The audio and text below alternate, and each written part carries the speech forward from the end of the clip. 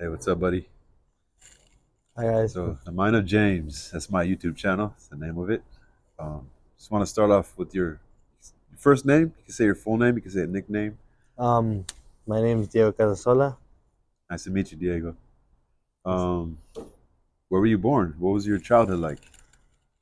Um, Actually, I was born here in the U.S. I was born in Hemet, down by past Moreno Valley. Um, Towards out there. I was born out there. 2 weeks after being born, my mom took me back to Mexico. She was just visiting here, and she decided the smart decision was to have me here in case of any future plans. So she took me back to Mexico, and I lived the first 8 years of my life there.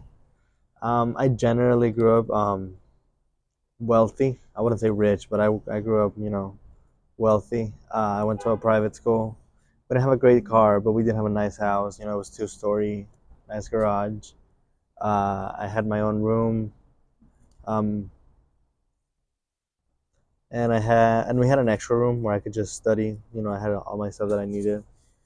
Um, and I grew up doing sports. I grew up doing soccer mostly. I grew up doing basketball too and some volleyball. I always thought sports were fun in general, and mom always taught me to, do whatever you want as long as you're active. It's fun. And then I came to the U.S., and I think that was like a real change of pace for my life. Um, I mean, I forgot to mention, I grew up without a dad. He walked down on me before I was even born. And so I grew up with no siblings either. My mom never decided to remarry, and even till now, she doesn't really go on dates. Um, so it's always been just my mom and I. Always grew up the man of the house, and it's always, I've always had to adapt to whatever life brings because my mom panics a lot. She doesn't even go on freeway. So when we drive, it's usually me, but I had to adapt to those types of situations. I had to step up when I wasn't even really sure if I could step up. Um, it was scary sometimes, just growing up and knowing that the only person, and my mom was like a lot of comfort for me, but it wasn't anybody that like could guide me into like in a way that they already experienced something. My mom was just beside me through everything. Yeah. Um, but yeah, when I came here, it was a real change of pace because, like I said, I grew up wealthy in Mexico, and then here, we went straight to the hood. And it wasn't hood. It was ghetto part of Long Beach, real ghetto part of Long Beach. There were people doing drugs in the corner of the liquor store. There were usually drunks at night. You could hear the screaming outside of the. We lived in some apartments. Even the apartments were ghetto. Our neighbors. I grew up with them, and that's also where I learned how to fight. Just street fighting, how to defend yourself. Um, I was never really like a big fighter. Only like if I was like confronted. But uh, it taught me how to stand up for myself. It taught me how to look out for others too. I used to be a bully in Mexico, and then I moved here, and I realized how small I am compared to everybody else, and that I wasn't shit anymore, basically. And you when you start getting bullied, you had to learn how to stand up for yourself too. So I actually ended up becoming real friends, real buddy buddy with the guy that used to bully me, because he ended up moving in as my neighbor, and we ended up playing soccer together. Even after I moved out, and I moved here towards Norwalk area. Um, Even after I moved out and I went back, and we still were cool. He dapped me up. We um, talked for a little while, uh, played some soccer. That was a couple of years ago, Yeah, though. I noticed. Do you have a lot of friends? I noticed just by knowing each other for a month that you kind of hang out by yourself. I've always made friends easily. I'm very sociable, and I'd say I'm pretty likable as a person. But like I've, if you've noticed, I move around a lot. Right. Like from Hemet to Mexico to Long Beach to Santa Fe Springs to Norwalk to La Mirada, back to Santa Fe Springs. And even when I was in Santa Fe Springs, I moved around high schools. I went from two different high schools back and forth. throughout my 4 years. So yeah, I had friends, and I still have friends that I hang out with outside of college.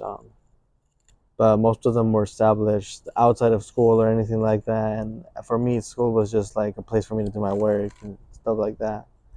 I did make friends, but I usually like I knew they were just come and go. I didn't establish any like deep bonds with anybody, and I wasn't really the type to do that because my friend circle was outside of college. You know, if I want to go out, I go out with my friends. Like I met all most of my friends from church, but Okay. Would you say you're more mature than most people your age? um, I wouldn't say I'm more mature because I like to have fun. You know, I like to goof off. I like to smoke. I like to drink. You know, that's those. I still like not like, but I still make some irresponsible decisions. You know, and I notice them. Um, but I do have my mind more focused on goals. You know, Right. like I know where I want to go. I know the type of person I want to be. I know the morals that I have in my life, the people I love, and the direction that my life is headed in.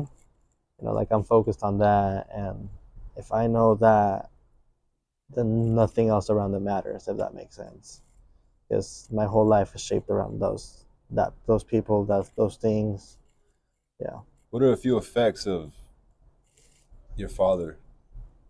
My father leaving, uh, it had like a real toll on me for some time because I grew up mostly around women, you know, and it was hard to really find like masculinity, I guess you could say, because it was just my mom, my aunt, even like where I moved in first, it was just my aunt and my mom living there in Long Beach for like 2 years, and I was never really like I never really grew up with any men, so all like the fatherly examples that I had were like from TV shows or like even from my church, and that was till like I was 17, around 16, no, around 15 years old. I'd say 15 years old. I met this guy. His name's Ethan, and he's the leader from my church. You know, um, and he took on a fatherly role for me. You know, he took me out to baseball games. He took me out to activities, and if I have like any need for advice, I would always go to him. I had a real problem because I would be on drugs a lot. I'd be smoking a lot, and I trusted him with that a lot. I went to him, and he gave me some advice on how I could slow down, stop a bit, and he's been a real role model for me. So I'm glad I've had those people in my life, even if my father stepped out. You know, I have had role models to look up to. Um, and finding myself hasn't been easy, and I still haven't found fully myself and the person I want to be. But it, not having a father has made it easier in a way to open myself up to the idea of finding myself. Yeah. Would you say the relationship between you and your mom is the most important one you have? I mean, definitely. She's worked so hard. She works every single day. Doesn't really take any vacation days, and I know it was. I don't know. I feel selfish all the time because I know it was harder for her. She had a master's degree from a university in Mexico, and she had a nice job. Like I said, we were wealthy, and then she moved here, and you know she doesn't get paid like nearly enough as she should. She knows so much about technology, way more than me. Like for my generation, I'm supposed to know so much about technology, but if I have a technology question, I go to her. Uh, and she's one of the most impressive people in my life. What's your point of view of that decision to come here? Do you think it was a good one, or I think it was a good one, especially now with I don't know if anybody follows Mexico's government, right? um, but they're on the downfall right now. Like they're going bad, especially because the president that just stepped up, um, Obrador. He's making Mexico's economy drop so bad, and the quality of life gets even worse. The criminal system, it's easy to bribe somebody, easy to get out. It's just Mexico's in a bad place right now, and it's not always gonna be that way. It could be turned around, but Right now, Mexico's in a bad place, so I think the U.S. is definitely the best place to be for me right What is your opinion on social media? now. It's a distractor, especially as a college student. You know, if you're in college, get rid of social media. But I still use it. Um, I use it a lot more than I should. But I usually just use it to like keep up with news or friends, family. But I know it can be really easy to get stuck in a rabbit hole. Um, Social media, political wise,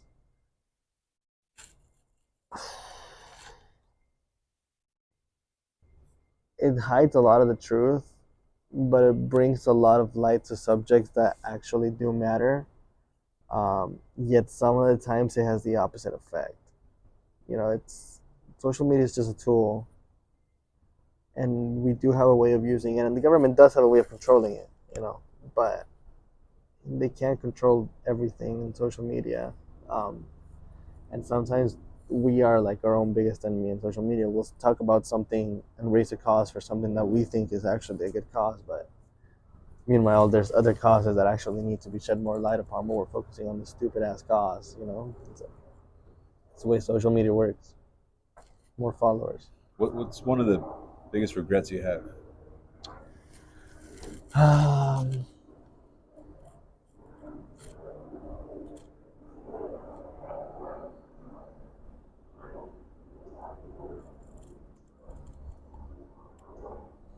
like, I don't have any regrets in myself, other than like not trying hard enough in school. But it's pretty normal. Do you have any qualities about yourself you hope to change?